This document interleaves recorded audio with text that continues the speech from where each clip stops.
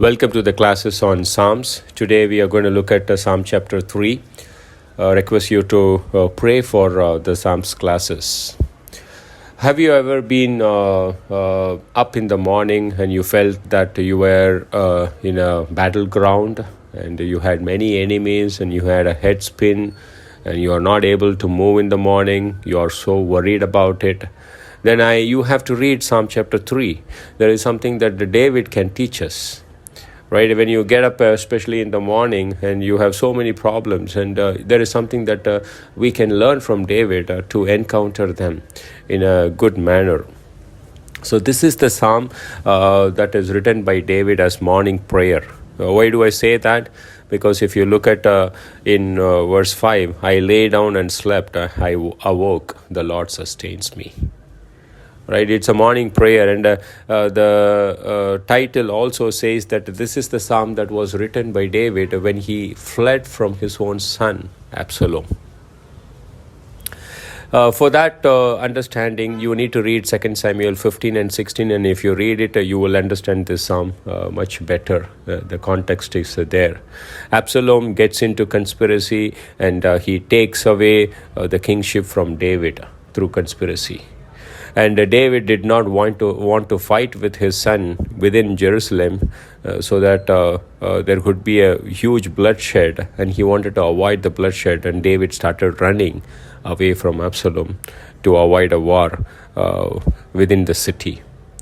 And it says in 2 Samuel 15 verse 30, David was walking barefoot upon the Mount Olives, and he was weeping as he was going. The pain of his own son coming against him. And at that junction, he may have written this psalm. It also says, as he was walking in 2 Samuel chapter 16, verse 8, there was a man called Shimei. He was cursing David. He said in 16:7, get out, you man of bloodshed. Right? David's men almost wanted to kill this guy, but David was very humble. He was quiet. And he told his men that it is possible that God has allowed this situation to come into my life, right?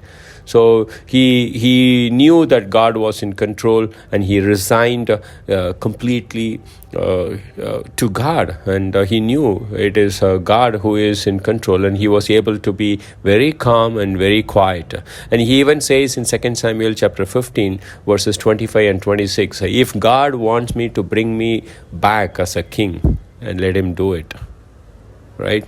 So let's get into the psalm. As you read this psalm, you will realize that there are many enemies. Right? In verse 1, my adversaries have increased. And in verse 2, many say there are no deliverance to him in God, like Shimei. And then it says in verse 6, thousands of people. Right? Have you ever been in a situation like that? You woke up in the morning, maybe your work trouble, the gossip in the workplace, right? Or ill health of the family. Or it is possible that what happened to David could also happen to you, that your own family members are against you. Marriage issues, so many things. What are you going to do? Right? So David did something beautiful. I will read this psalm to show you that. O Lord, how my adversaries have increased. Many are rising up against me. Many are saying of my soul, there is no deliverance for him in God. Selah. That word Selah is very powerful. Musically speaking, it is going to change in its tune. But here, David is changing his thoughts. What is he going to do? He is not going to be focused on problem. He is going to be focused on God. Right? So it is not something new to David.